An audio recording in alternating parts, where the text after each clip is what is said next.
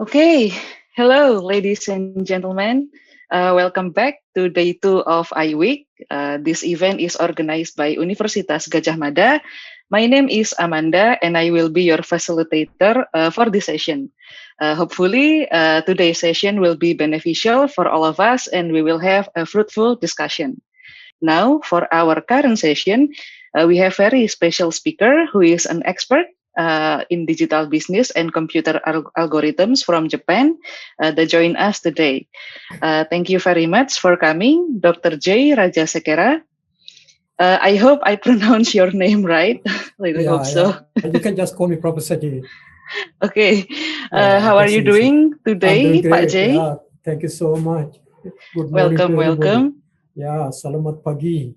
Selamat pagi. Selamat pagi. Yeah, thank you so much. Okay, we are happy to have Pak J here, and I hope it's okay to call you Pak J. Pak means something like Mr. or Sensei. I know. I have a lot of friends in Gadjah Mada, Oh, okay. That sounds great. Yeah. Okay, and our topic for this lecture is digital business strategy. And now, as your facilitator, my duty is to introduce our speaker. Dr. J. Rajasekera's specialties are in digital business and computer algorithms, and he is currently Professor of Digital Business and Strategy and Vice President of Tokyo International University, or TIU, and he is also the Dean of Graduate School of Business and Commerce at TIU. Previously, he has been associated with Graduate School of International Management, or GSIM, at International University of Japan.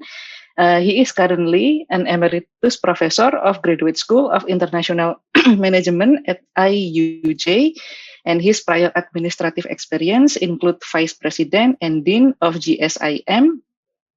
At the end of 2017, he resigned from IUJ and took position at the IU, where he helped creating one of Japan's first graduate and undergraduate programs dedicated to business and digital transformation. Okay, that is it from me. I know everyone is excited, so let's begin our session. To Pak J, the time is yours.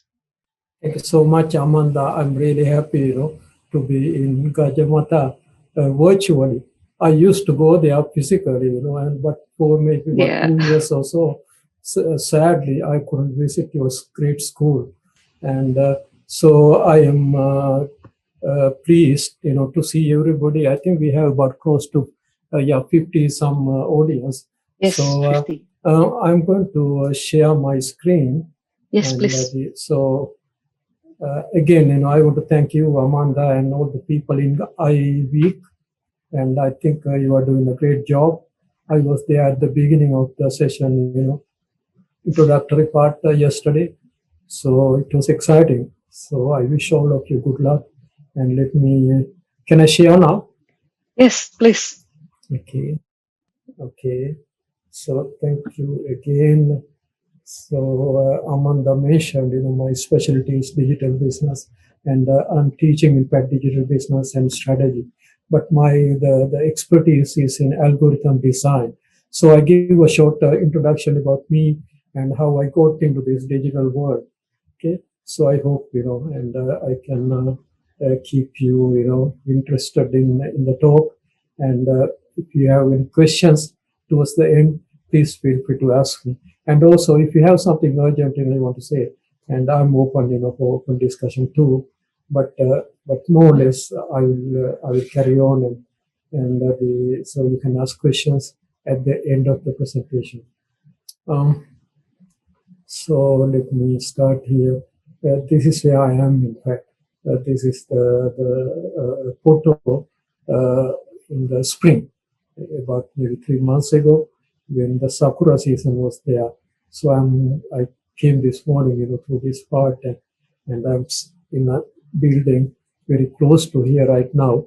And so the on the right hand side, you see our new campus being built, and that one part of this campus, one of the major programs is the digital business, and this will be in center of Tokyo. So we'll be moving there in 2 years. And so was Amanda mentioned, I was at another school until end of 2017, and this is where I was. In fact, this is the train to Tokyo bullet train, and there's a building here, and that's considered to be the top business school in Japan, the Business School of International University of Japan. And in fact, as part of when I was working there, I visited Gajamada to start the exchange program with your great school, MMUGM. And so I was one of the first people from IUJ that you see over there to visit Gajamada and establish the exchange program. And through that program, I heard close to 200 students had visited this school. And for the, we had programs there called e-business management, and of course the MBA program, which is what the school is known for. And so I was very happy, to have visited there. I started the program. So I have a lot of friends there. So I'm very thankful to your great school for, having me to expand the sphere of my friends in Yogyakarta. So thank you so much. And so after I moved to the new school, and the digital business kind of started big boom, particularly, since the pandemic came. And the pandemic has a major impact, In fact, I was talking with a friend yesterday. I was telling them, now we don't see people, except in Facebook and Zoom, So instead of going places, in the old days we used to go eat, and travel, etc. Now everything is stopped, right? And so how we meet people. For me, I think the main thing, mode of meeting people is either Facebook or in Zoom. Okay, so the social life has completely become digital, and I'm sure many of you also now. I heard Indonesia is having a difficult time because of this COVID. In fact, Japan too. In fact, in Tokyo, as you may have heard, the Olympic started, and the people coming, from everywhere. Athletes supposed to be more than 10,000 people coming, and with them, and this virus also had come, and now it is expanding again in Tokyo. And so anyway, so hopefully we will see an end to this, in hopefully next year, so that I also can make a visit to Gajamada. And so after I came to here, and I started, in fact, establishing some contacts, with other places. When we talk about digital business, this is not confined to one country. This is a global thing right now. So unless you do something global, and your growth or whatever the business that you're doing, and would be very much small, just confined to maybe your country or something, and if you want to expand to the big companies in digital business like Google, and Facebook, Amazon, they are good global company. You need a global connection. So I established, this the cooperation with the company in Silicon Valley and also in India. Why I did that? And because these are two of the places that are kind of in the forefront of digital business, and the Silicon Valley, of course, that's where the digital business started, and then of course India, because they have been one of the key contributors to this business through their human skills, the human, the development in IT area, and you see a lot of Indian computer science people, the technologists are active And so India is playing a major role in the digital business. Of course, there are some other countries, Japan, China, of course, and of course in Europe, UK, etc., and then countries like Indonesia, etc., also, and now starting to play a major role in digital business. So the digital business is a global business.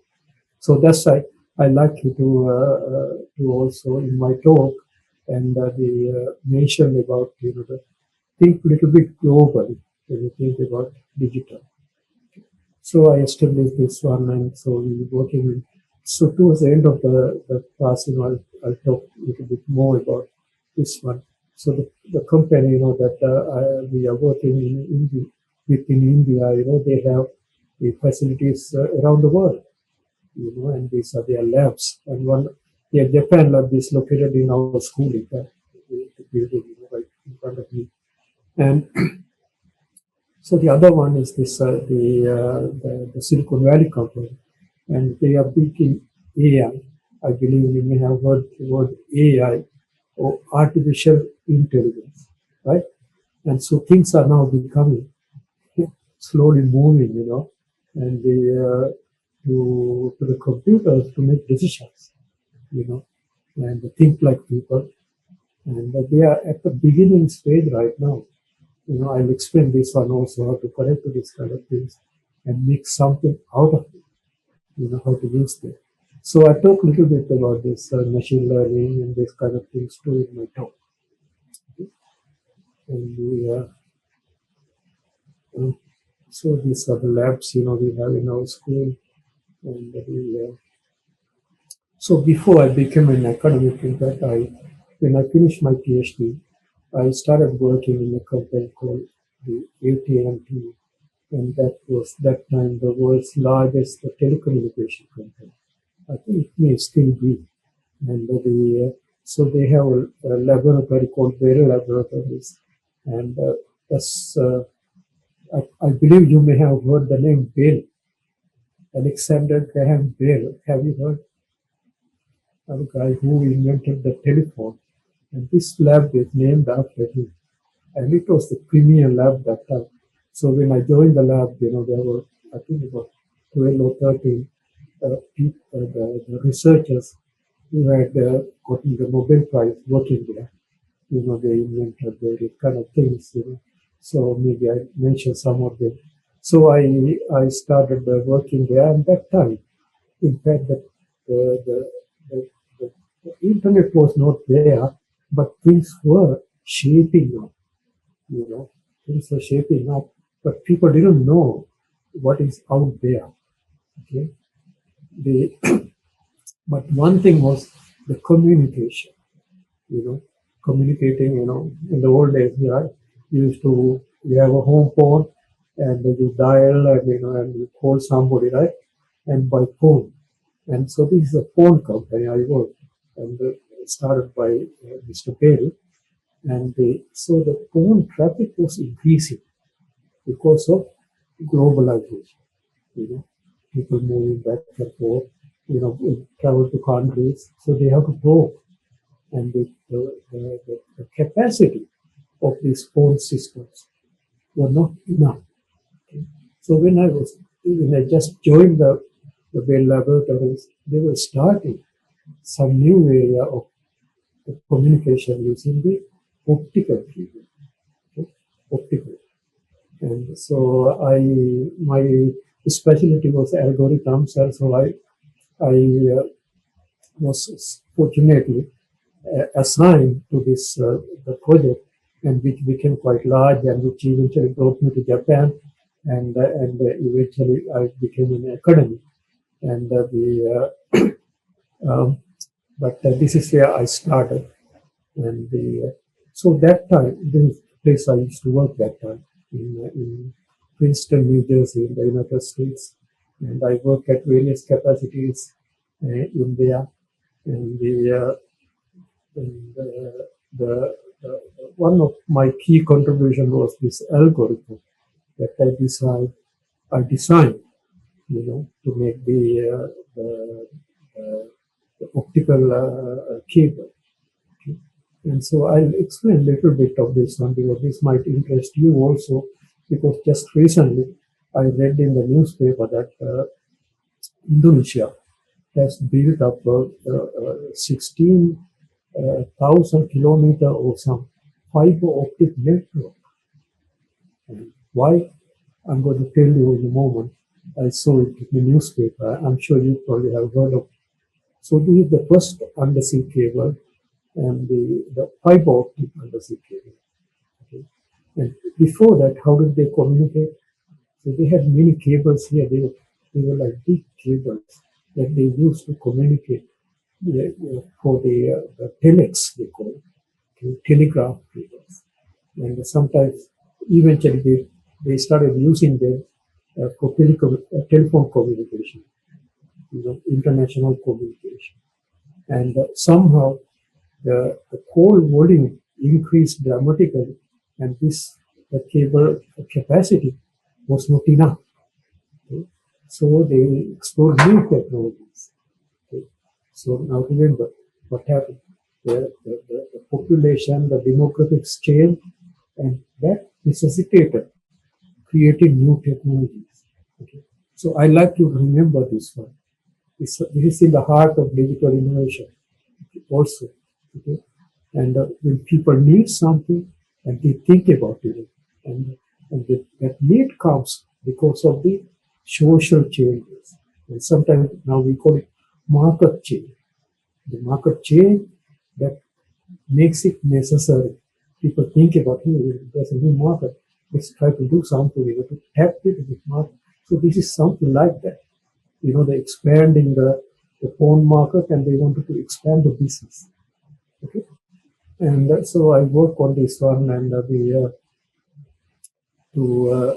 so when the kid, there's a lot of technology going on here, and I'm not going to tell anything, but I hope this will help you to understand the changes that happen today better if I say some story.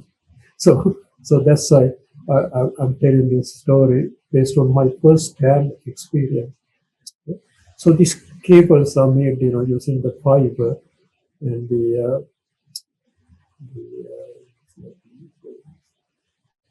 this fiber called the optical fiber. They are made like this, okay, and they heat up a bit, the kind of a tube, and then they put and then make this kind of the fiber, and that's the ones you see here, and they are very thin, and they go into this kind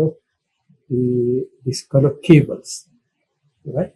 And so once these cables are made, they use this kind of ship, and this is the ship, and they put the cable, from the in the ocean. Okay. Near the land, the cable they have to be buried because sometimes fishermen, and they pull their nets, etc. So after you go some distance from the shore, and the cable just lie on the ocean. Okay? And so from United States to Europe is a quite distance, and so these cables, once you put them, and you see this kind of ships, it's a ship, okay, cable laying ship. It's a large ones, and so they go in the ocean and put those cables. Okay? And so those cables can form, in fact, large part of internet that we use today. Now, that was not the case at the beginning. At the beginning, the purpose of that initial, the cable was to for telephone call, to call. In fact, one of the reasons I decided to go to this company was when I went for the interview, they told me, if you join the company and your international calls will be free. Okay, so I can make any amount of international calls, and so I don't have to pay, At that time, in fact, the phone charges were very high. I'll show you in a moment, how these things have changed, and they were very high. And so I thought, oh, this is a good deal. And so I joined the company. Is one of the reasons. And even though I could have gone to some other places to also work that time, and so I decided to join this company. And so most of the a large good percentage of these cables, in fact, were made using the algorithm. I designed around the world. So when the first cable went into operation, you know, and I this a similar kind of cables in Indonesia. You see that, right? And so Indonesia also now have these cables, and even recently a new cable was put into I believe to the eastern part of Indonesia, which you see here some of the areas like Bali and then yeah, Irian area, etc. And they didn't have the access. So recently, Mr. Joko and your president and, and inaugurated the project isolating the newspaper. So this is what I'm talking about. And so the before this kind of optical cables came, in 1984, and this is the time, the optical this cables just started beginning. Okay? And so this time is the cost of a telephone call, 3-minute call from US to Japan is in Japanese yen. This is about $15, okay, for 3 minutes. In present day, money is about $15, and it is even more expensive that time, okay, in 1984. And these prices have gone down dramatically, and how much you pay now for call, to call in somebody outside, anywhere in the world, do you pay any money? It's almost zero, right? And it has gone down to almost zero because of internet. Of course, it's not free because you have to pay for the internet, but you may pay a flat fee or something. And so compared to this, the price or the cost of a call, now it is almost zero, And so this has made a big difference in business.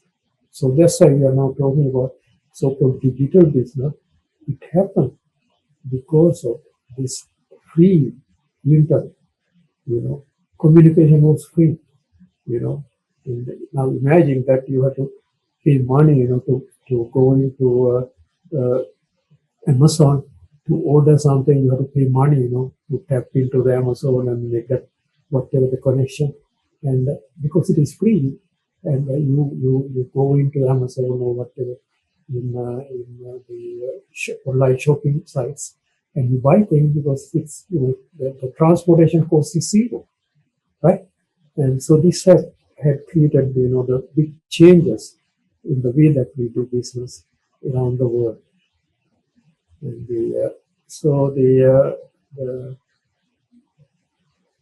this free internet and created a revolution around the world that the communication is free, and people started using this free access and the internet, where you can access now documents, etc., to create businesses. Okay? So if you look up now, and you see the free internet, had helped create millions of new businesses, and among them the big ones, Google, and one of the first was to create a business out of the internet. Google figured out, that people need to find information, and they find web pages or whatever. And Google started building a directory, basically, of all the websites. That's how they started at the very beginning, And now, of course, it is one of the biggest companies in the world, And then, Amazon comes, Amazon thought, buying a book, finding a book particularly.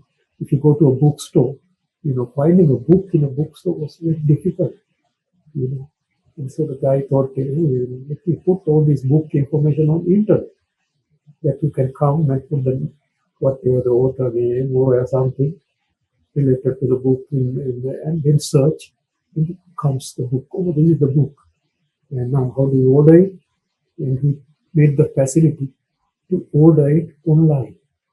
He arranged some things, with the book publishers, etc., and said, hey, somebody wants this book, please ship it. So that's how Amazon started, because people had a need. Remember having been to a real bookstore that time? You go to a bookstore, there are a lot of books, but how do you find it? Sometimes the book is not there, then what do you do? And so he thought about all these problems that people had and then created a solution. And if you look up those two examples, Google, they thought, oh, people will have trouble finding websites, so let's make a business. Okay? So that's how they started.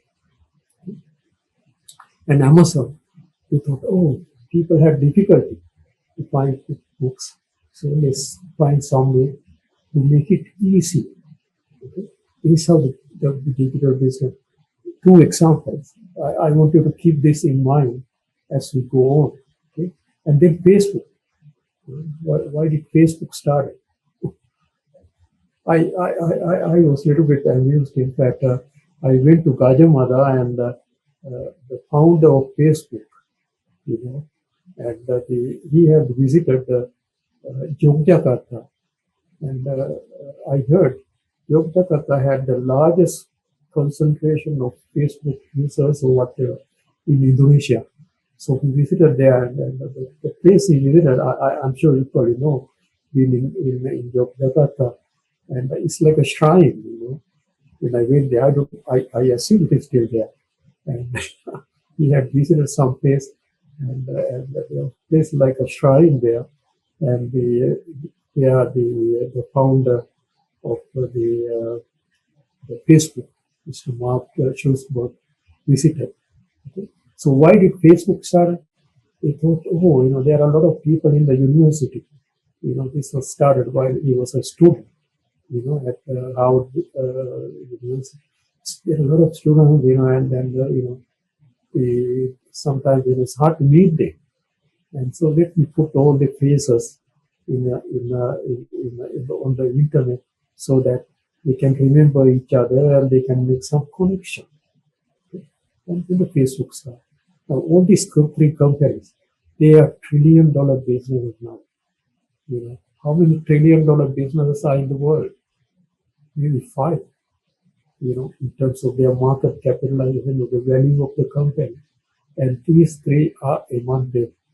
And the others, maybe like Microsoft, is another one. Started, it's getting into digital things a long time ago. In fact, when I used to work in the laboratory, Mr. Gates visited there, and I have met him, in fact. But that time nobody knew, people didn't pay any attention, but including I myself. And he came, to see a new kind of a phone developed in the laboratories that time. It was called video phone, and people can see, so other party can see, your face using the phone line.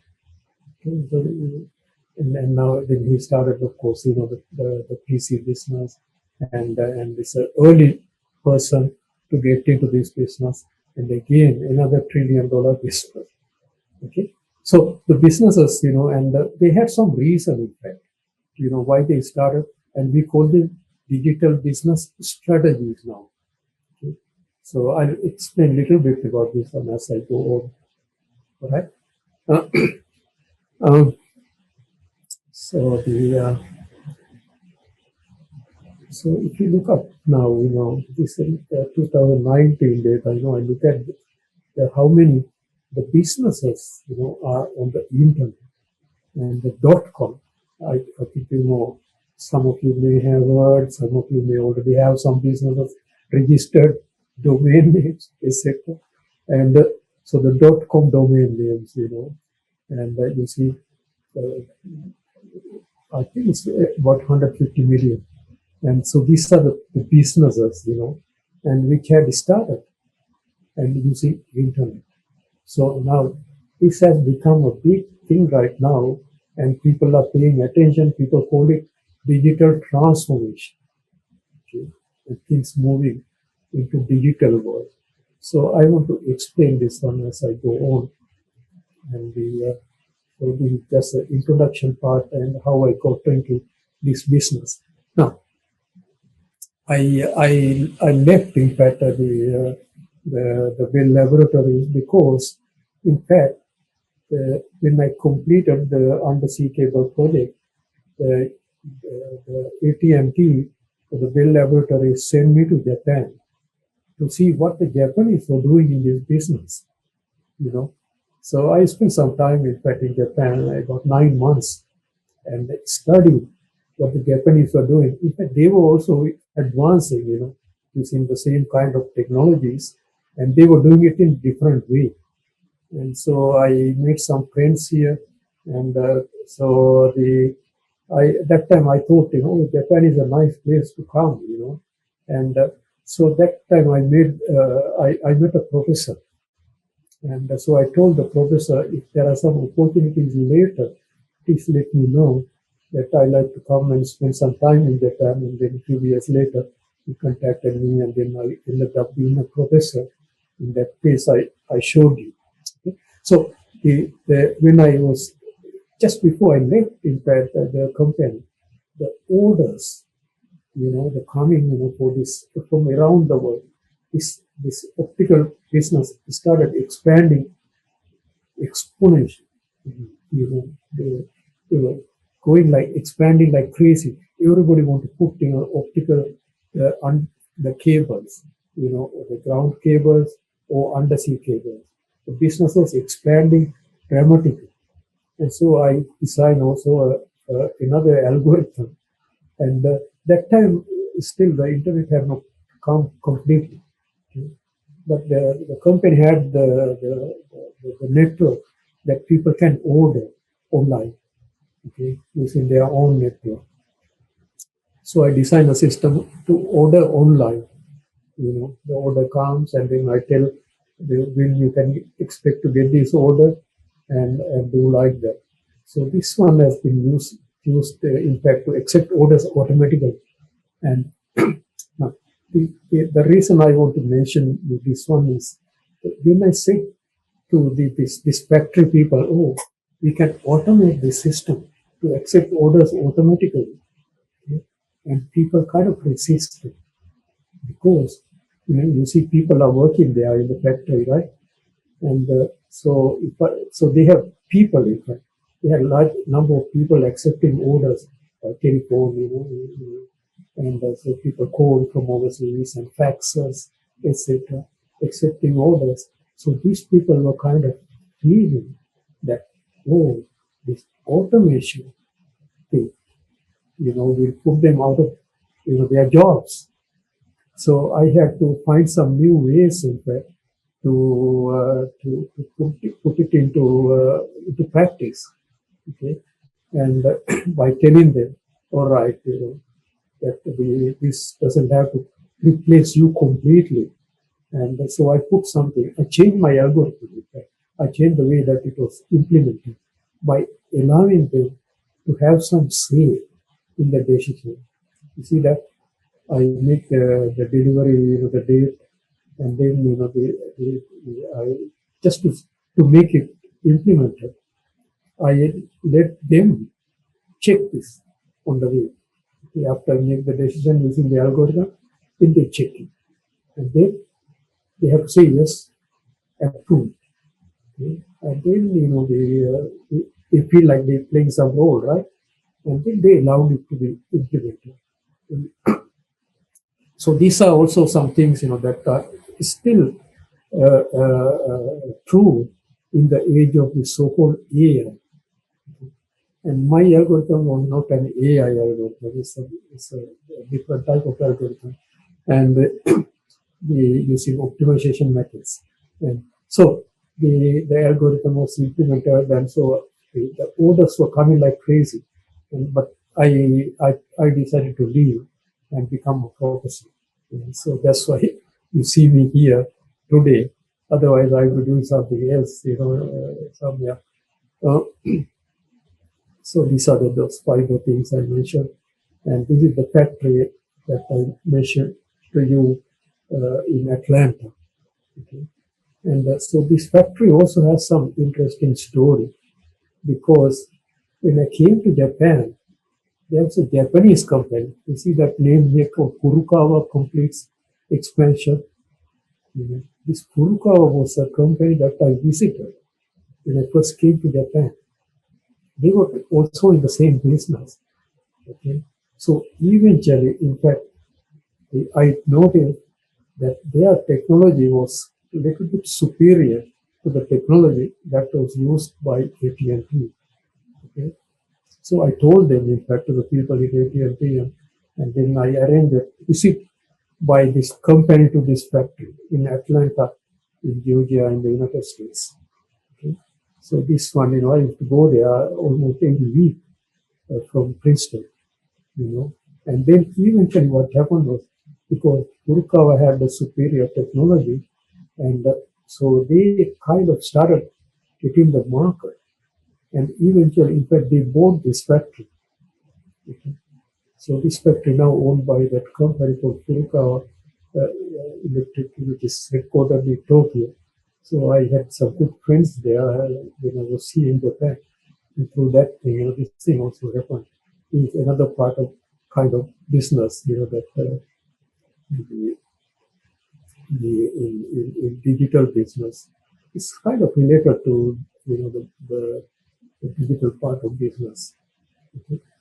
And this is what I mentioned to you: completely automated system. Sometimes, it's hard to say, because staff, rejected to accept, saying that they can do better job. And now, in Japan, they are trying to do this so-called AI hospitals. I read in the newspaper about 2 years ago in Japan, Japanese government said they're going to make 10 AI hospitals. Okay. So who's giving the medicine? It's not the doctors. It's the AI, computer. Computer decides the disease, what you have, they analyze and say, oh, maybe a problem, what using the whatever the data that they collect from you and decide. But the doctors didn't want it. They rejected it. In fact, they refused to give data, in fact, to test by this AI algorithms. So without testing, you can put the AI into practice. So this one is still going on. The government is trying to convince the doctors, and the same thing happened to me. This was a long time ago. And so what I did was I gave them a little bit kind of decision making. Okay. And then I also created something called to convince them this does a better job, and now we call it data visualization. You may have heard this word, and it is coming up now. Now, when I was doing this project, the first time I mentioned the word algorithm, I think now, Amanda also mentioned the word algorithm and decided when she was introducing me. But when I first mentioned algorithm there, people were looking up and down. What is he talking about? They never heard algorithm. Now, of course, you see it in the newspapers, etc. So things have changed. And so this kind of this data visualization is another one. It has come recently, and basically you show the data, and so that, because people cannot say the data, and the data is in the computer, and I'll get to this one in a moment too. And so, but when you visualize the data, and then it's like visualizing the data, these are the orders, that have been assigned to a machine in that factory. When you make the cable, how many orders, so the some days, what is the time and how many jobs they have to finish, to deliver to that schedule. Okay? And so these are I used to call them machine load charts. Okay? And so this is the number of jobs they have to do in this particular day. This is the number of days, and this is the number of jobs they have to do in that particular machines. Okay? And so this is the data visualization. So if the person in charge of this machine, now they can see this chart, right? And so this they think that jobs they have to do today, and they know as the time progresses, and this is how their job schedule changes. So they have to adjust. Whatever the things, and they based on this visualization. So the people call this now the data visualization. Okay?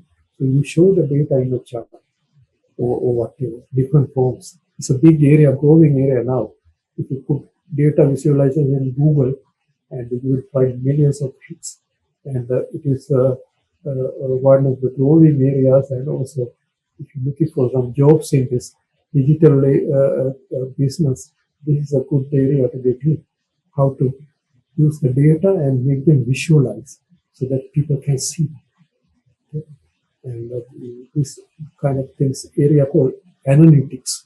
You may have heard that word in digital business, the analytics. So the analytics people, the people who have good skills to do these analytics, statistics, math, computer, etc. And these are the kind of people who do this data visualization. All right, and so so I was doing this kind of thing. Some of these things I published, and so I have written some books, etc. on this one. And when we talk about this digital business, and so I just looking at the time. I think Amanda, I have about 1 hour to go, right? And till noon, I think, the time. And so that everyone can understand a little bit about this digital world, and I am going to give some names. I call them digital pillars. You see, when you make a building, you have the pillars, right? And so these are very important ones, that build the digital world. Okay?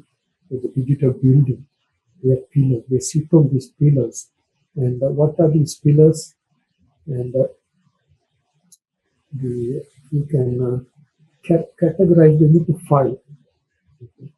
These are 5 pillars that form the so-called digital world now. Okay? And number 1 is we call hardware. Hardware are the computers, the things that and this, for example, is a hardware. It's my phone, and so this is basically a computer now. Okay? And the old days, in the 1950s, when the computerization happened, people started using the machines to compute, and they were very large, and they like a room size a machine, and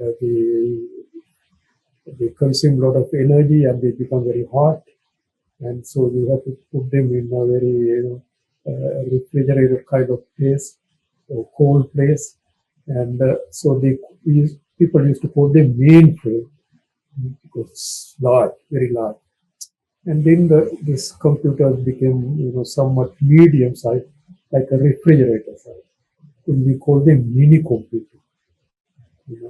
And then that it's mere, I think, things becoming smaller, and happen gradually. And in the 1980s, the PC comes into the picture. Now you hear the companies called Intel, Microsoft. They got into business around that time, and with the PC. And I think you may have seen PCs in your, sometimes they buy them, we call them desktop computers. And then, they became notebook, etc. And then the internet comes. Internet also is a kind of hardware.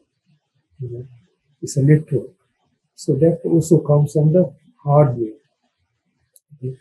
And they become mobile, and you hear the cloud and all these things, and and various sensors like cameras and all these things, hardware things, and we call them hardware in computer digital pillar, one of the hardware, one of the pillars in the digital business, robots, you see that. And then the software. Software. And the software is the one, that if the computer is like a car, the software is like gasoline.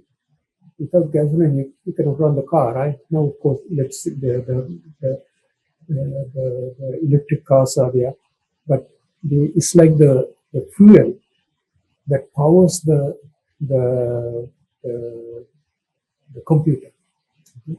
So you need software to, to speak to the computer. That's the language computer understands. So you have to talk to the computer using that language. So we call it software. The software also have changed over the time, and we call it, in fact, the different languages you may have heard now, like Python and others. Like that, there were languages at that time that you talk to the machine. Okay? And so they have changed, over the time, the software. And now most of the software, that you use, and you can just download onto your iPhone or whatever, right? And so, this is my phone, and you see all these icons, and they represent software. And somebody developed them, and then, put into you can download them and install. And so things have become easy now. In the old days, in fact, to talk to the computer, you have to be a computer expert, and because that's the only, you have to talk in their language, and those people who do the programming, and they were the only ones who knew how to talk to the computer. But now, things have become easier, and you can talk directly. You can using the languages or whatever, the software that you have in here. You interact with the computer. You interact with the computer or whatever that's in phone, and you can interact with something in the server or whatever. Okay? So this is another pillar called software. Okay? The other one is the data, and to operate the computer, you need something to tell the, you need the parameters, and we call them data, So the data, is basically the computer language is 0 and 1. That's the only language they understand, okay? Even now, okay? 0 and 1, and that's the language, okay? And so this data, and we need to operate the computer, and also the computer produces this data. Okay? And so in the old days, the machines produce something we call operational data. How to operate, what kind of things about the machine.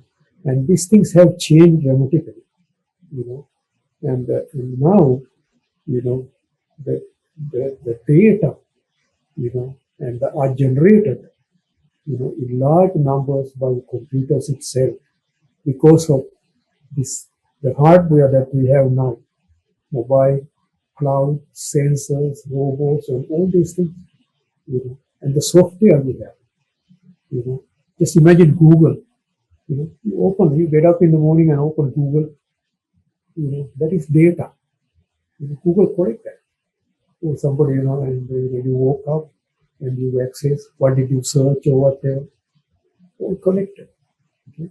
So this data has become very large now. Now we call it big data. Okay, gradually become big. So I'll explain this in a moment, and a little bit perspective.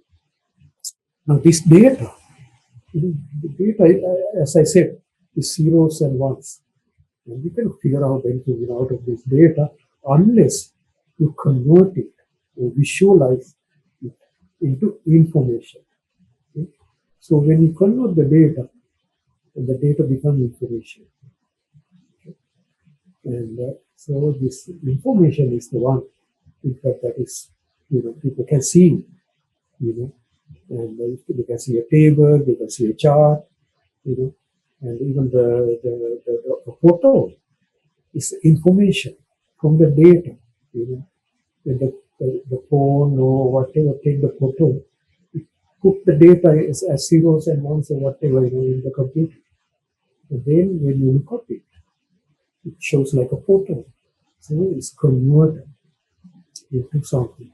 And the other pillar in this digital world I call knowledge. And the knowledge is how do you use them? How do you use all of it? And so the knowledge now sits in people. Okay? In the old days, how to use all this software, hardware, software, all these things, the designs. Only the people in that computer who knows about it, and only they know. Okay? But gradually, the programmers started getting into the business, and then the programmers created some tools that the managers, and they could see them, and they can also now make decisions, and we start calling decision support system at this stage, and the computers will help the managers to make some decisions. So gradually, these managers some skills in how to operate the computer or whatever, and gradually, over the time they became to the level of top people, CEOs, and various kind of opportunist people who saw the opportunities, and they started using it to create businesses. Okay? And so now, of course, and many people, including me, you don't have to be a programmer or somebody, and you can become a strategist. You think, how to create something out of this, all these things, pillars you have, okay, and how to create business, and how to model something, to do something using this kind of thing. So everybody basically, and the now, and if you have that knowledge, and you can use it, and slowly, in fact, it is becoming now with the AI. I show here AI. So AI now is also being kind of explored. Instead of people, and so the artificial intelligence algorithms try to use all these pillars and think about doing something new. Okay, so these are some new developing areas, so-called machine learning, etc. Okay? And so these are digital pillars. Now, so once we have these pillars, and we can do some things using these pillars. Okay? Now, to understand this better is how these things expanded. And I'd like everyone to see this chart. And this one is a kind of a timeline. This agro means, long time ago, the agricultural society. In the industrial society, people start making machines, tractors, etc., and the airplanes, etc. And then the information time, information age. And now, in fact, it is becoming the knowledge age. So, with all these things, in fact, the data volume expanded. In the old days, I'm sorry, I'm in my office, so there is a time change in TIU, and sorry about that. So in the agriculture piece, how do you keep information? Sometimes it's personal. People's, some experts are there.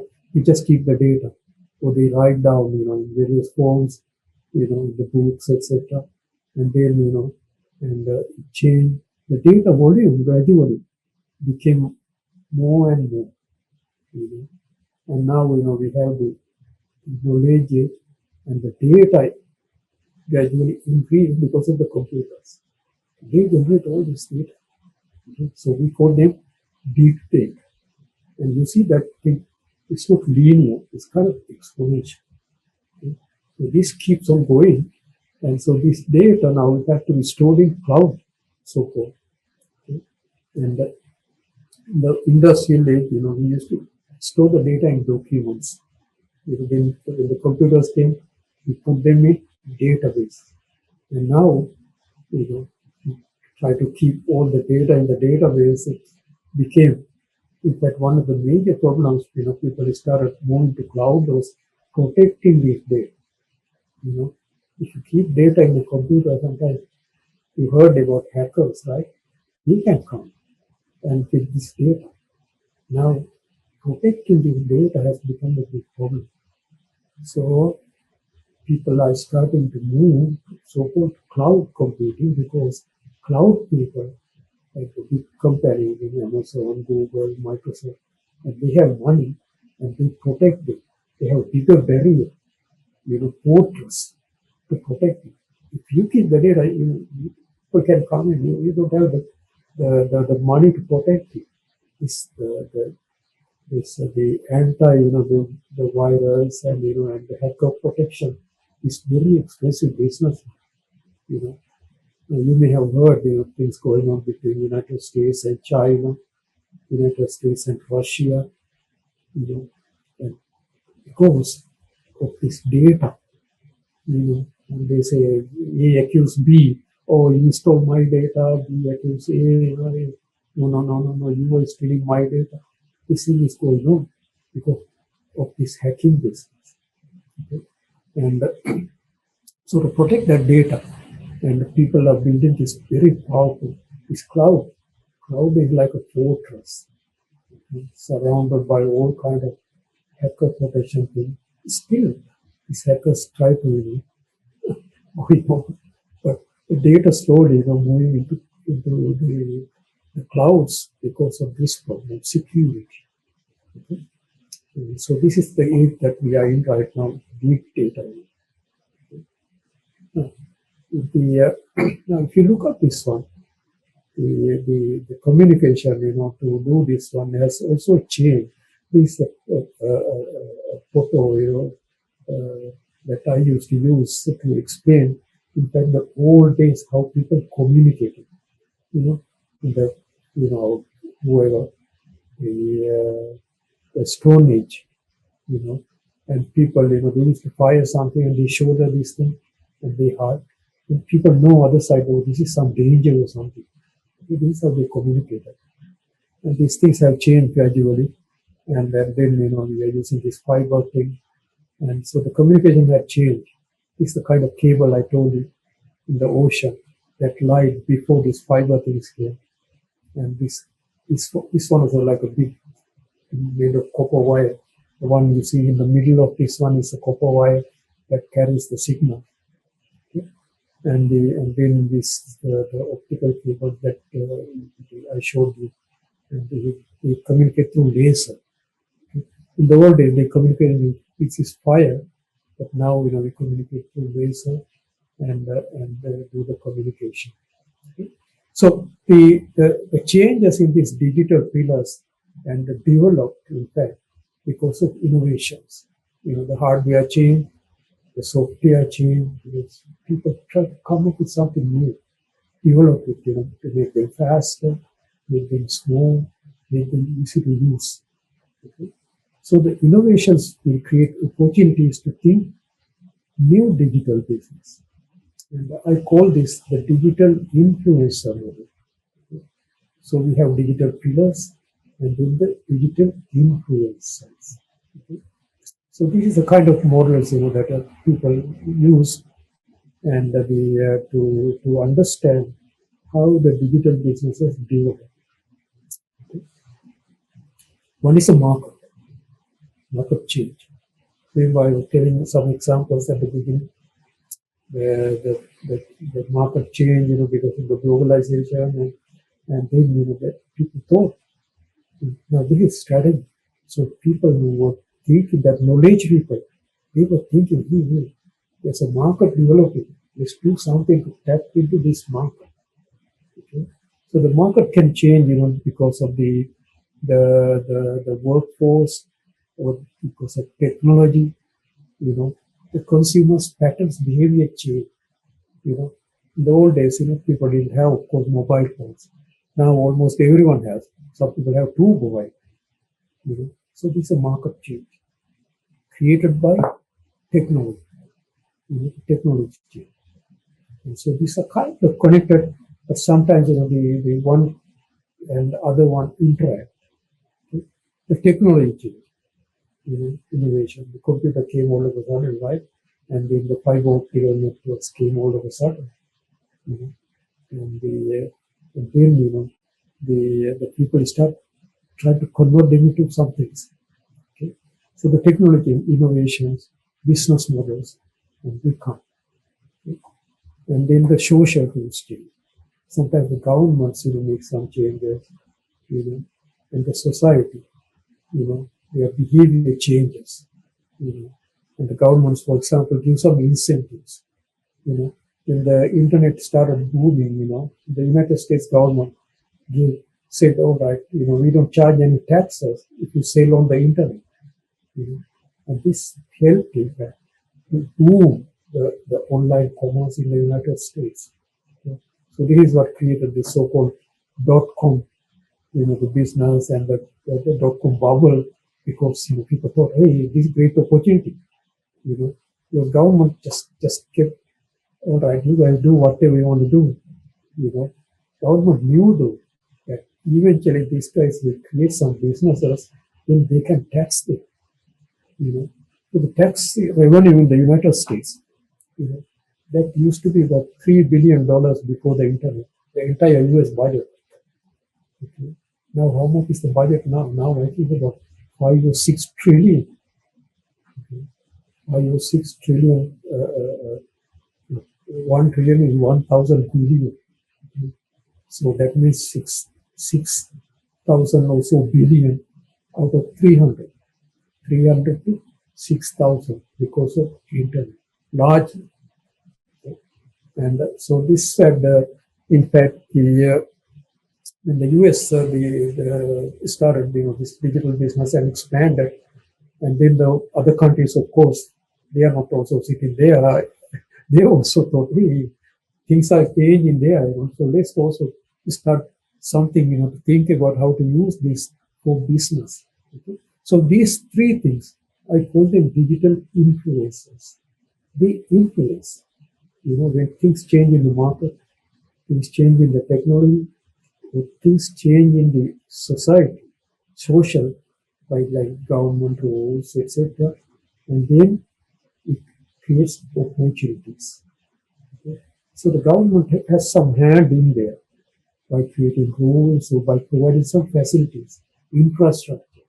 For example, one such, and they provide that infrastructure, and then you see the opportunities, and then you start new business, and so the market can change, competition change, in the market, and that creates some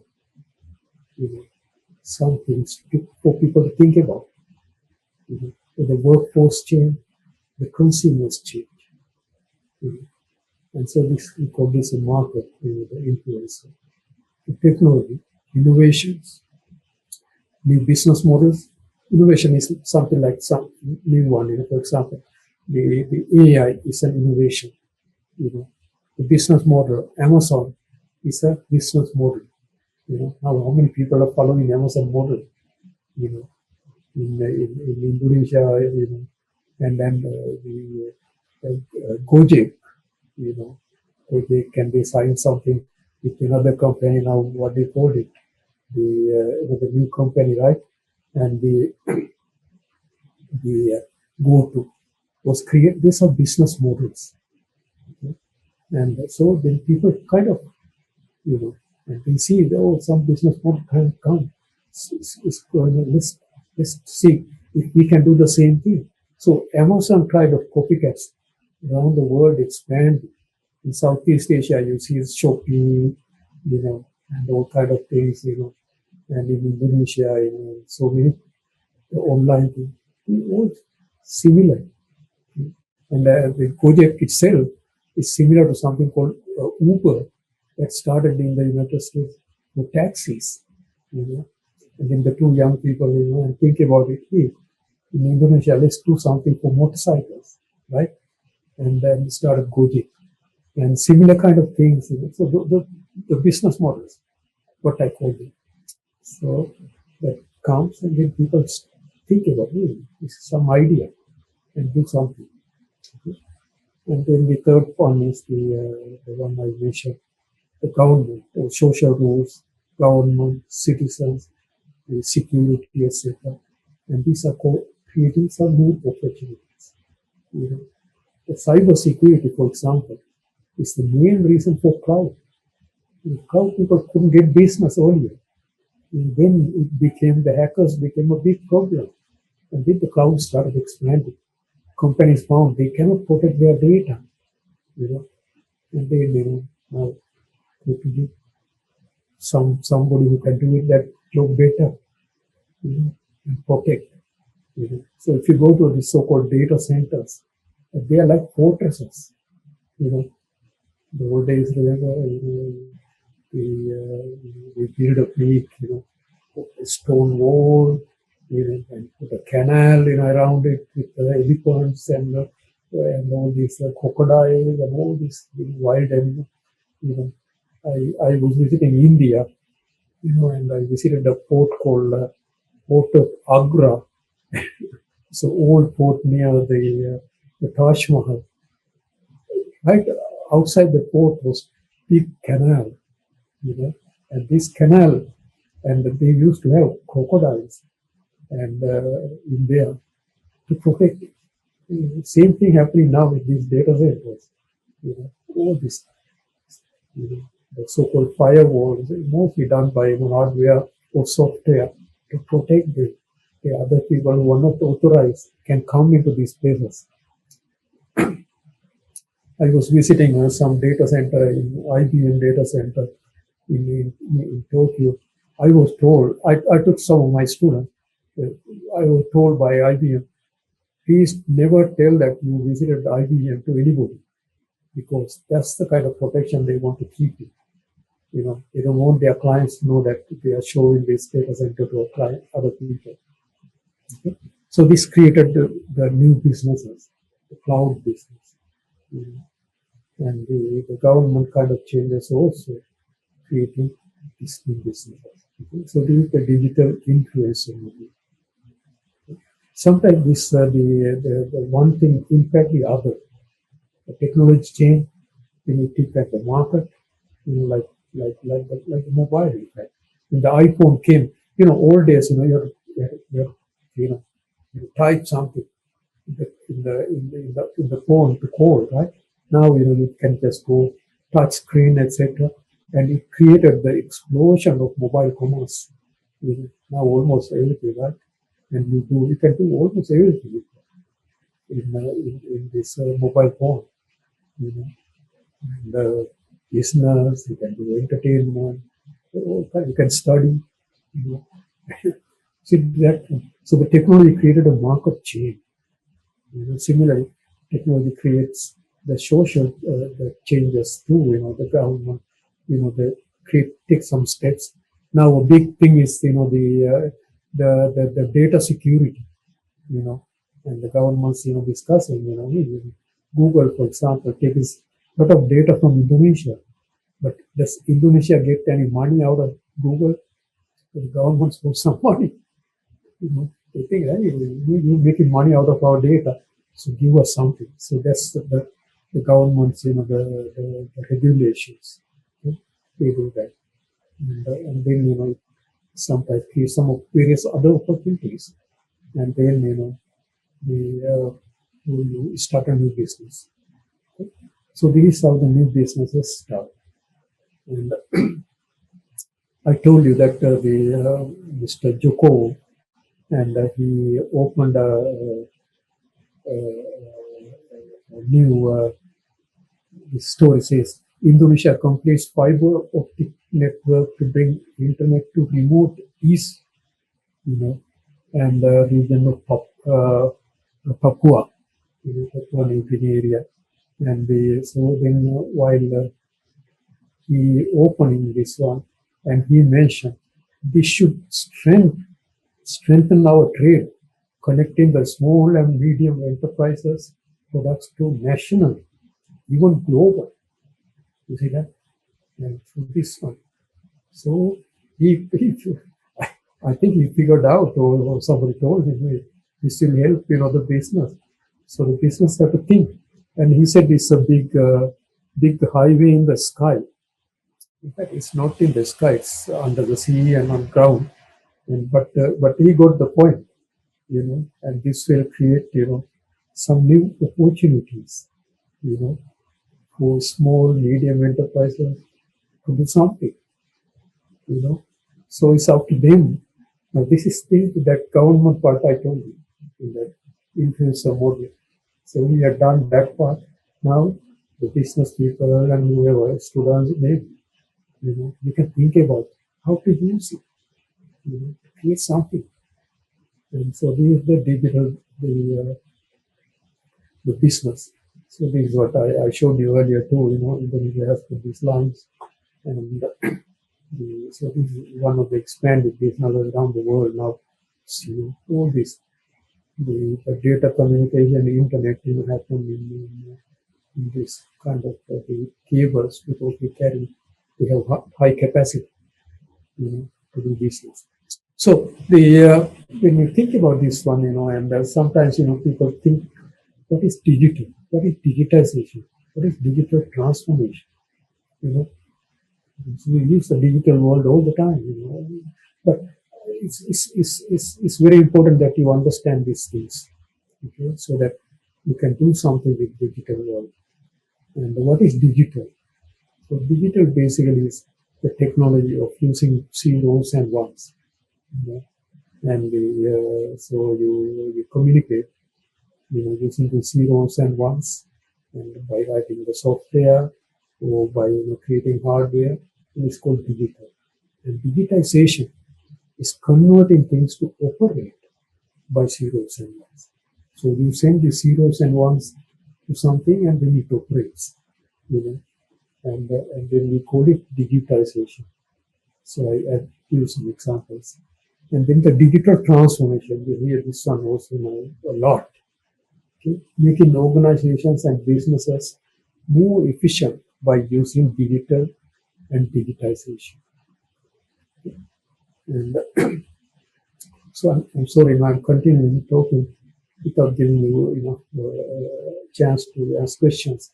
So I will at some point I will stop, and so that you can ask some questions. I think I have about half an hour. So this digitization happened. The computers became PC, telephone, music, the photos and movies, money. All these things now has become digital. Because they is converted into operating zeros and ones. Zeros and ones. And so during the process, they became, once you have them, in zeros and ones, the good thing is you can send them on the internet. Okay? So the transportation cost is zero. And also you can manipulate them using the computers. And so all these things, and for example, in the automobile, and they call, if you look up, and they call electronic, control, everything electronic control. In the old days, when you open the hood of the automobile, you see a lot of wires and these things coming, and then they pull the wire, they press something, and mechanical. Now they have become electronic. You don't see anything there. Try to look up, open the hood and see your car's engine. You can figure out anything. You get scared. Oh, what can I do? And because they are all operated, using the electronics, zeros and ones. Okay? And this digital transformation is kind of the big thing right now.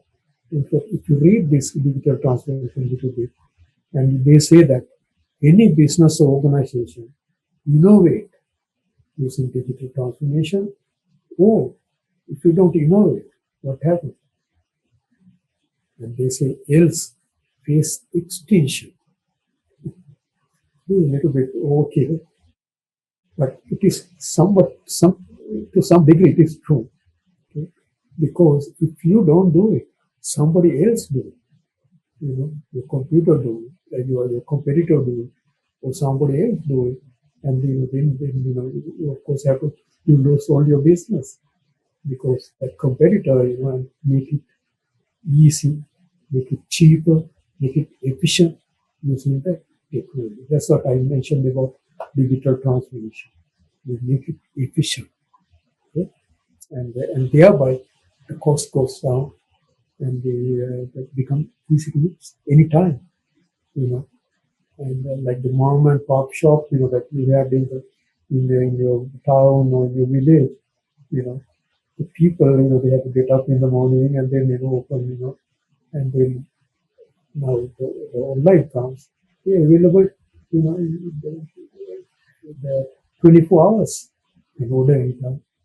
And now people are becoming, in fact, delivering 24 hours too in some flavors, next day delivery. And so this kind of thing happen if you don't do it, and so you have to use the opportunities created by these digital pillars and using that influencer model. Okay? So this is how you start business. And so this is I read in the newspaper, in the internet, about digital transformation, people who are trying to push this digital transformation. Okay? Digital transformation is the integration of digital technology into all areas of business, fundamentally changing how you operate and deliver value to customers. It is a cultural change that requires organizations to continually challenge the status quo. So it's a cultural change. Okay? So it's not like just putting a computer. It has some cultural impact too. In some countries, the digital transformation take longer time because their culture wouldn't allow them to, or they think little bit, they worry too much. For example, in Japan, I see the Japanese people, because of they are culturally and historically, because of various disasters they have in this country, and they are very worried about the risk.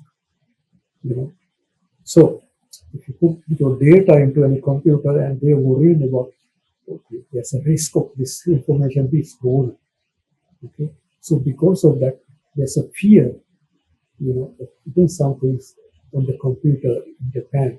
The fear is slowly disappearing, but it is still there. Okay, and so this is a cultural thing. And so to get around it, you have to find different ways to approach the problem. Like I mentioned to you, that when I designed that algorithm, I had to think about how to make it, used.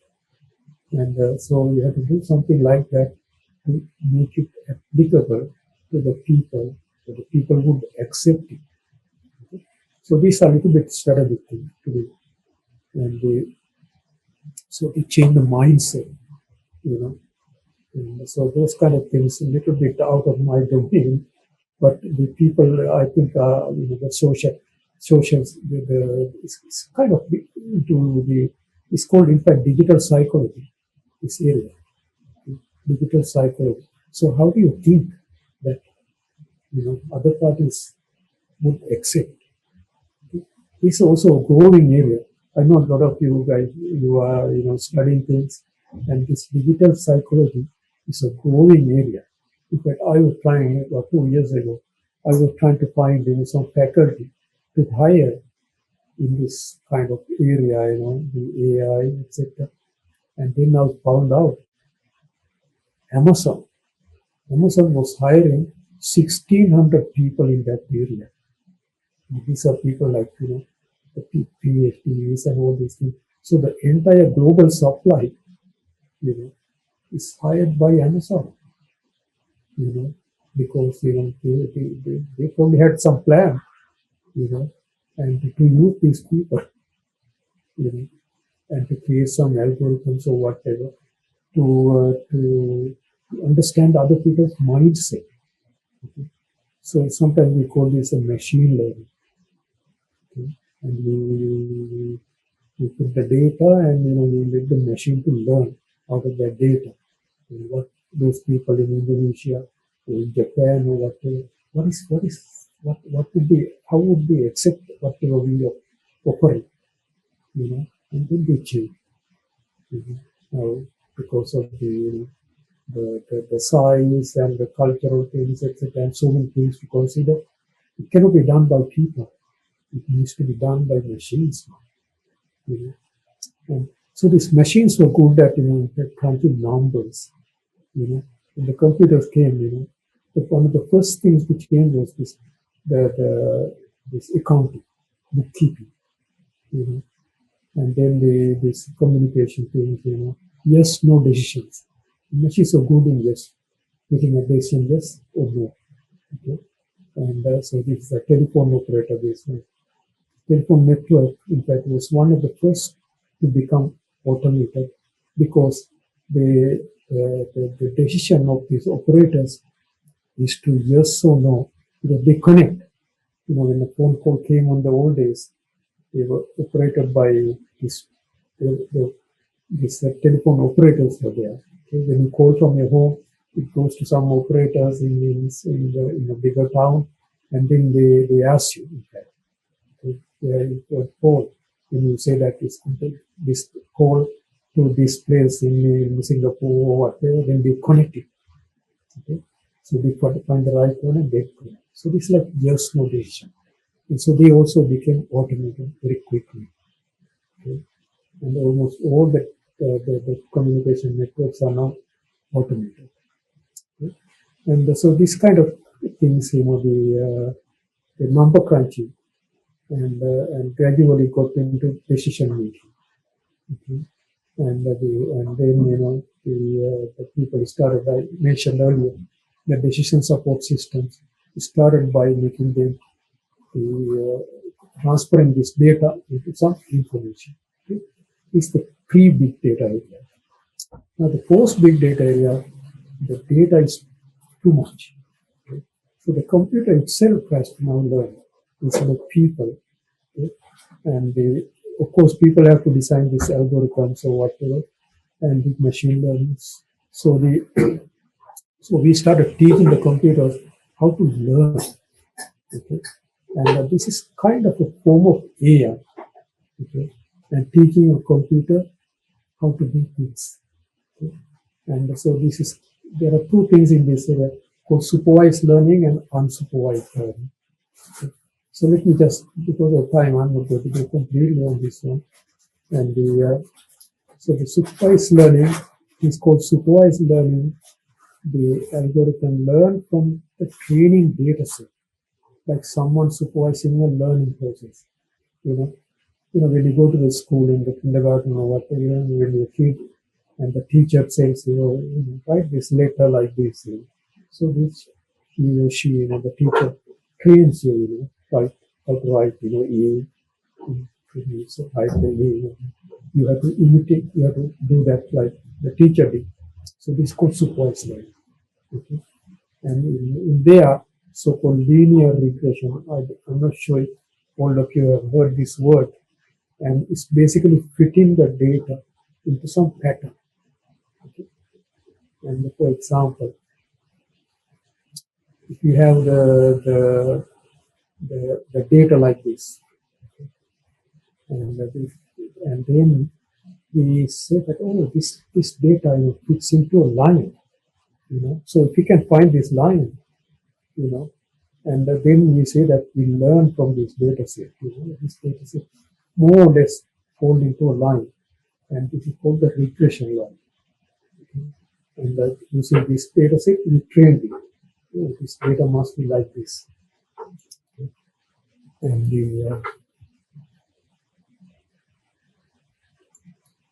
I just got a reminder saying that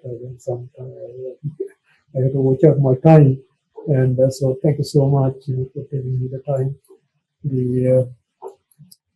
I will do that. Maybe I should start thinking about stopping. So you need some data set to train. Okay? And so using this data set, we found out this data belong to a kind of fall into a line like this. Okay? And then now we have to test this. Okay? And so we take another data set, okay, and see if this line, that we drew here, if it fits into this data set also. Okay. If it doesn't, of course, we have to change it again. Okay. But if it fits in there, okay, and so then you see that, and then you see that the second line, this line, and the line 2, and the previous line, they are kind of close. They are kind of close. And then we see that, this line, that, looking at the previous data set, it learned, and then, the new line, is very close to this one. So you can follow this line, in the to guess something. Okay, for example, if we have a value x, what is the value of y, and now you use that line. Okay. So we notice some data x, and then the value y is right. Okay. So this we learn from that data set, and the test data set, and then this is called the machine learning. So we say that, okay, if any value comes here on x, we can find y now because we learn from that data set. Okay, it's machine learning. And so you can also validate this the learning process is correct by using another data set called validation data set. Okay. You use another data set and see how this data set fits into a line. And if that line is also close, we call it validation. So we have to do 3 things to do the machine learning. One is you train, and then you test, and then you validate. And this is how we train the computer to do the machine learning. Okay? And so this is called the supervised learning. And so there's another one, in fact, it's called unsupervised learning. And in there, the unsupervised learning, and there we don't we have a lot of data. We don't have any x versus y kind of relationships. We have just the data. And from this data, we have to learn any kind of pattern. Okay? And for example, this is a pattern that one of my students, analyzed the whole data, how they spread it in countries, different countries. And then, the purpose here is to see if there's any pattern that we can identify. And so then what we found was we can identify them into different clusters. Okay. So in the unsupervised learning, what we do is we put the things into a cluster. Okay. So we found something, and this particular the data belong to this particular cluster. Okay. And so this is called the unsupervised learning. Okay, you put into a cluster. For example, let's assume that you look at the dress of people, and the dress of people from different parts of Indonesia, and now when you see in Gajah Mada or something, and you see somebody, you probably guess, this person must be from some area. from overseas or from Sumatra or whatever because of their dress, right? And so this is basically the similar thing as clustering. You put that person into this particular cluster, because of their dress. Okay. So this is how the machine learning also works in the unsupervised learning. So you have your eye have kind of gotten used to it now because you have seen enough people and you know how the people from Sumatra looks, their dress, and how the people maybe even in Jakarta maybe have different dress, etc. And then you can tell when the person you see a person, oh, this person must be from there, right? And we can tell that. I think because we have gotten used to it. The same thing happened in the computer is called the unsupervised learning. Okay? And so this is how the so-called AI is used, and because you train the machines to learn like that, and then in decision making, you can use this kind of training to use in business. Okay? For example, in marketing, the recommendation systems in insurance companies, etc., finding fraud, etc., is done using this kind of technique. In banks, many examples, the patterns, that the consumer loan patterns, and the various kind of, the bank the service usage patterns, etc., and can be done by using these kind of techniques by clustering. Security companies can also use them to categorize the people. Some good people, bad people, or some people who may have been doing, or by looking at their behavior, particularly in cybersecurity. That's what we look at. Okay, and so I get the question here down now. Some of you have questions. So I think I gave the basic understanding about the digital world, and so I have a lot of things in here. And I also sent a case that I wrote about how to use these kind of things in digital strategy. And you can read this one. I sent to this IWEEK, those organizers. If you want, you can ask them. And so if that one, I think because of the time, I'm going to stop here. And so, any questions? May I, Professor? Yeah. Okay. So my name is Just a minute. Let me stop this the sharing. Okay. Yeah. So thank you, Professor. My name is Caroline. Hi.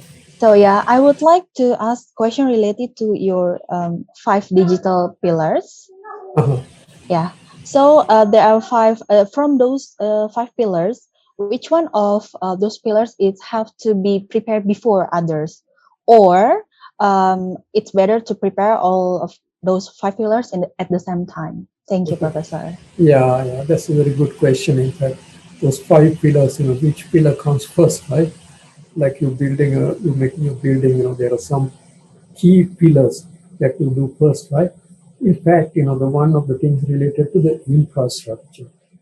So the infrastructure, can come in so you have to think about, if you don't have any hardware or something, it again depends on, what you want to do. And so you have to think about the infrastructure. Infrastructure means hardware, basically hardware. So hardware is one of the key ones. And then, once you have the hardware, I think the next one may be the people, the knowledge people, because you need some people to figure out how to use it, right? And so then you get those people, the knowledge pillar. And the knowledge pillar can pick up people, what kind of software, what kind of data you need, and what kind of information. So I would say the 2 important ones are the hardware or the infrastructure and the knowledge people. How's that? Thank you so much, Professor. It's okay. Thank you so much. It's a good question. Any other ones? Hello, Professor. Yeah. Okay. My name is Wilma Ziza. Hi. So, in digital business, Apple and Samsung is two of the biggest player, especially in smartphone market.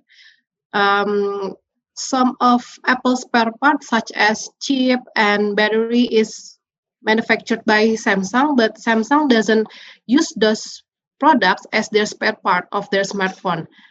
And Apple not afraid to use their spare part manufactured by Samsung. I mean, Mhm.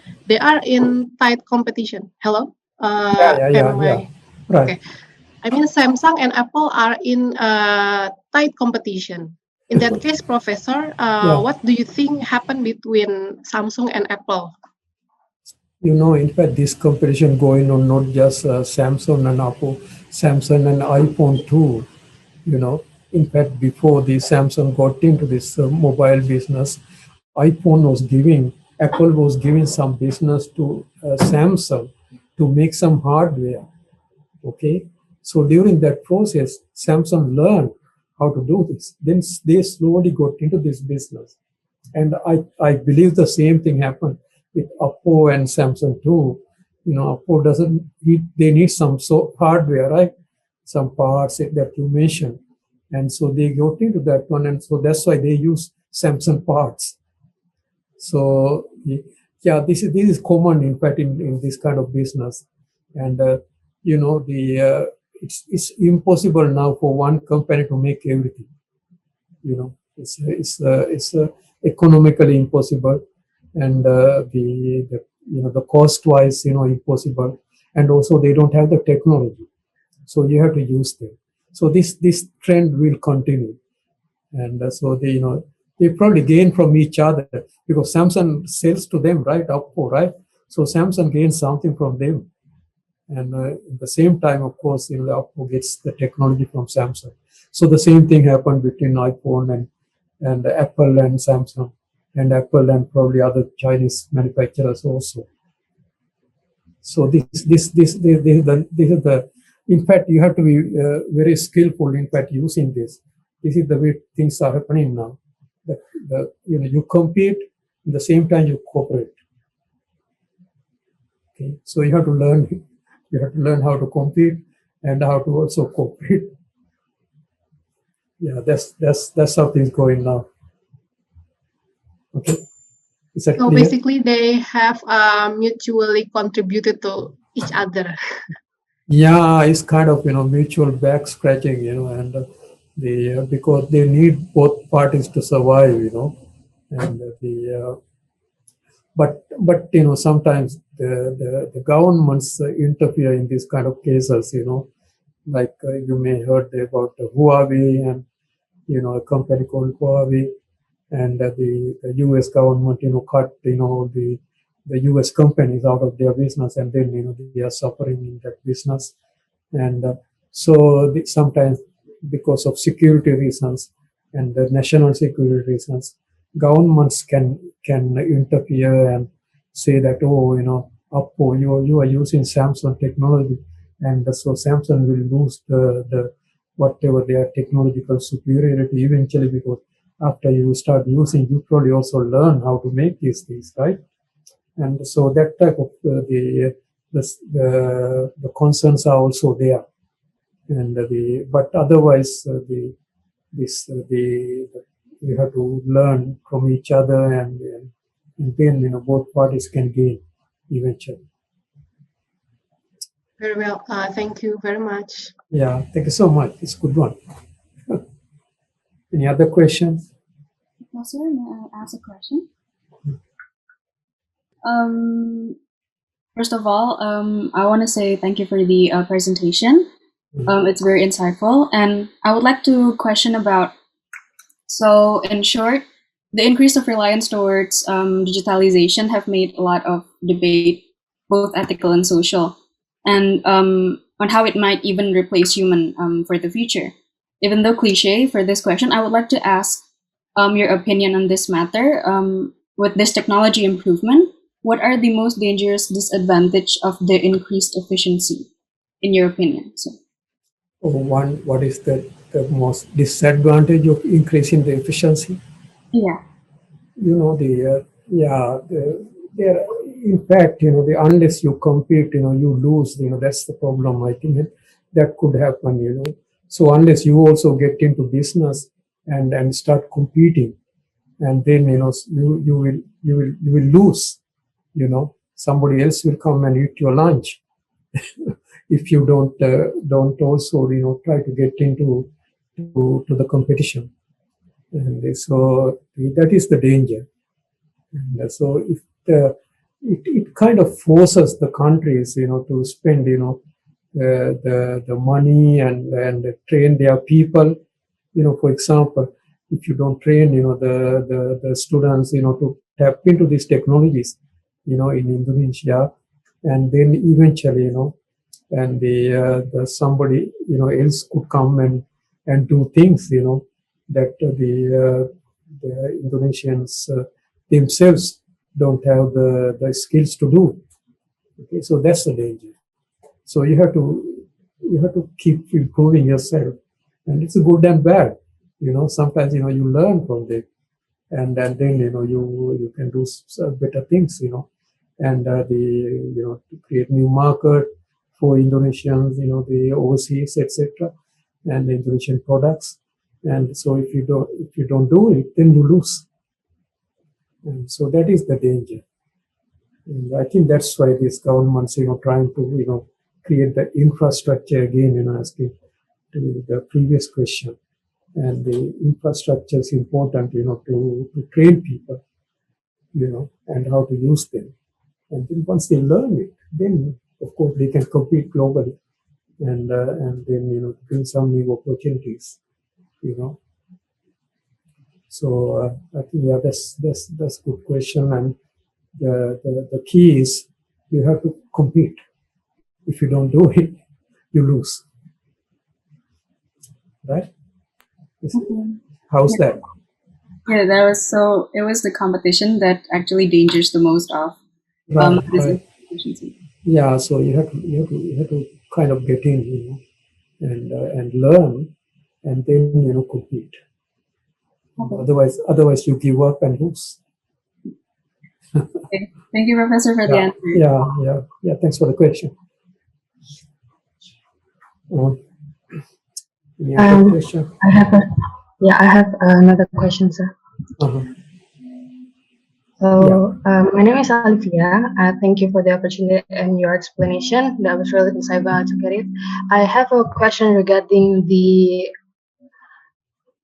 I'm sorry, can you hear me? Yeah. I can hear you. I'm trying. Yeah. I have a question. Okay, so I have a question regarding the complete automated system with its criteria such as the data visualization, etc. And then, so we all know that the digitalization and technology will always be transforming throughout the year.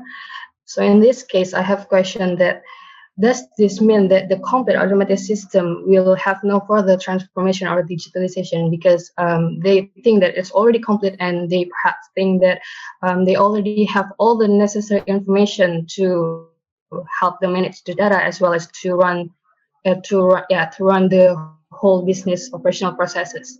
Because if they do have some kind of transformation in the future, my second question is basically, to what extent, or like, how do you say that this is still a complete automated system, considering that there will be a lot of changes and adjustments applied to the system? Thank you. You're talking about automation, right? Yeah. And you automate the system, and then is that what you asked your question? I'm sorry, I missed the first part of the question. Could you kind of repeat? Yeah, so my first question is basically, does this mean that once the system is considered already complete as a complete automated system, so does this mean that you will have no further transformation or innovation to imply to this system? No.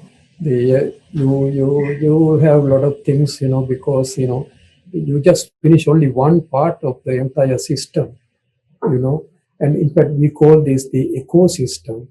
And so if you have some business or whatever that you are doing, and so you may have automated or do something, digitize only one part of that business, and it's not the entire thing.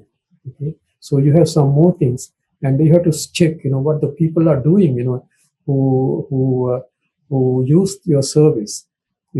For example, if you think about the camera makers, the people who make the cameras, and they make nice camera, and you take the photo, right? And is that the end of the story? But the people who take photos, they send it to people. They want to change their the photos, and they want to email, and they want to do so many other things with the photos, right? So if you just focus on the camera part itself, then you will eventually lose, because somebody else come and who would make the camera plus also provide the other information, like sending the photo to friends and posting it on social media, etc. And that's what happened, in fact, exactly with these mobile phones now. Mobile phones have the camera, right? And so people can take the photo, and they can do the processing, and they can email, and they can put on social media, etc. But if I just take the camera using our expensive camera, and I can take a nice photo, but it doesn't do the other things. So this camera people, even they lose business in fact. In fact, one of the big camera makers in Japan, and they stopped making cameras in Japan recently, just 2 months ago, I saw, because the demand for that kind of cameras stopped. Because other people provided not just the camera, but also the other services, that people can do with the photo. Okay, so you have to keep thinking, what little bit ahead, and not just thinking about one single process related to your business or whatever. You have to think ahead and then plan, that, people using this one, we can extend this one, this whatever we are doing, to provide this particular service also. Okay, and then keep going. So you can, in fact, there's a name in this digital business for this thing called 4E model, which means you expand, you enhance, you extend, or you exit that whatever things. Okay? So you enhancing whatever you do continuously, or you expanding it, and or you extend it beyond your territory to some other territory. Okay. So this one, if you put in Google 4E model in digital business, you'll find this information. Okay. Okay, I see. Thank you, sir, for your answer. Yeah. Hi, Professor. May I ask some questions regarding? Yeah, sure. Okay. So, hello, sir. My name is Chita. So, what I wanted to ask is regarding the healthcare industry and the artificial intelligence. So, actually, in Indonesia, we have a company named HaloDoc. So HaloDoc is an application that we can choose our doctor. Then we could do one-on-one chat with them for around 10 minutes. Then they analyze our symptoms and give us the prescription of the drugs. So actually, I managed to know from other countries, for example, South Korea and also Australia, they think that this business is unethical because there would be some risks regarding their analysis in forms of their sickness and other things. So with regards of the AI itself and other things, like for example the application itself, do you think that this kind of healthcare industry application and AI, is it ethical or not? What do you think about that? Yeah, I tend to agree. It is not very ethical, because it's just you just talk to the person and then you give the medicine, without knowing the complete the diagnostics of the diseases, and I think it is not very honest job, and by talking to them, there are people doing that. In fact, there are some diseases, of course, and you can just give some consultation, like some advice, and for example, if you say that, I have a stomach ache or something, and then talk to that doctor, and the doctor can ask some questions and recommend, oh, you should go to this particular hospital, or you should go to this particular doctor. And then they should say that, if you want some more particular medicine or something, and you better go consult a real doctor. And without providing any medicine, without completely knowing, what the disease is. So I think that's why I think those people are saying this is not ethical. But some countries, I know, not only Indonesia, I think some countries, they have these kind of things. I heard in India they have, and and also some other Asian countries I heard, and so I think this is not good. Also, by the way, it is not AI. It has nothing to do with AI in there. And so AI means that you read diagnostics and then analyze it using the technology, and then give some the advice. For example, recently I went to inspect my eyes, and then they took the photos of the eyes, right? And so usually then a doctor look at that photo and then tell that something wrong with my eye or not. But now the computer can do the same thing, and then tell that something wrong with your eye. Okay, and so that is AI. But still, at the end, I think it has to be checked by a doctor to make sure that the problem is there. Okay. All right. Thank you for the answer. Thank you so much. Yeah, that's good one too. Yeah. Any other questions you have? Yes, sir. So my name is Liu. Good afternoon. It's really interesting to hear your presentation, and I want just to ask some question, which is you before mentioning about the data center, and it's really interesting. So I just want to ask, is it to implement the blockchain technology to using to make a better data storage system and so on? Is it still really early in our stage right now? Do you think a move to technology might be better to control data storage, security, and make the e-commerce or the fintech develop better? Thank you.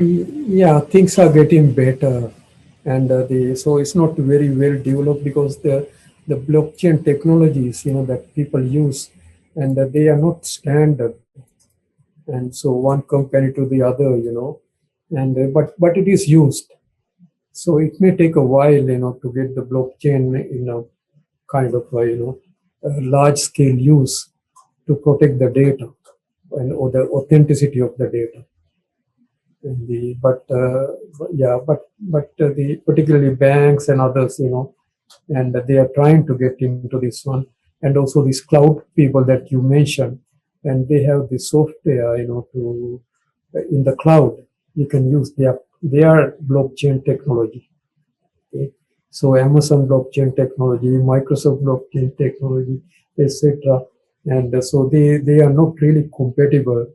That compatibility had not happened yet because this technology is new. So it may take a while, to, for example, something, that was authenticated using Amazon, and then somebody else has used Microsoft Cloud. And so they may not think, this is authentic because their system and this system don't understand each other. So it may take a while. And I think the problem is, there are no clear leaders in this blockchain technology right now. And so it may take a while before somebody really come up, and become leader, and then it could become the standard.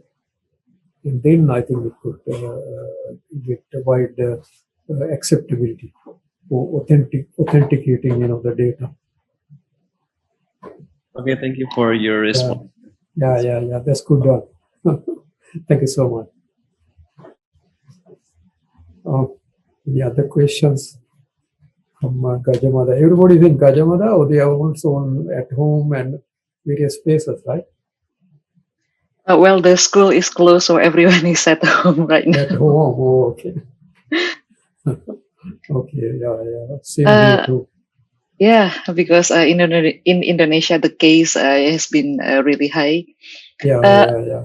Okay. Anyway, the question and answer session is over. Now. We really thank you very much for Pak Jay, and also thank you for the participants for all of the questions and your excitement. Now let's give Pak Jay all round of virtual applause. Yay! Thank you so much. Thank you so Okay. much. Thank you so much, everyone. Please stay safe. Until this big chaos, COVID, ends, and hopefully it will end soon. And I think the Indonesia is in a tough time, and I hope all of you will be fine. And please stay safe. Yeah, And, you too. You too, sir. yeah. And I love to come and see you, Kajamada and Yogyakarta again, as soon as this ends. So please take care, everyone, and good luck to all of you. Thank you so much. And Amanda, thank you so much. Thank you so much. Thank you so much. Okay, thank you, everyone. Yeah, good luck.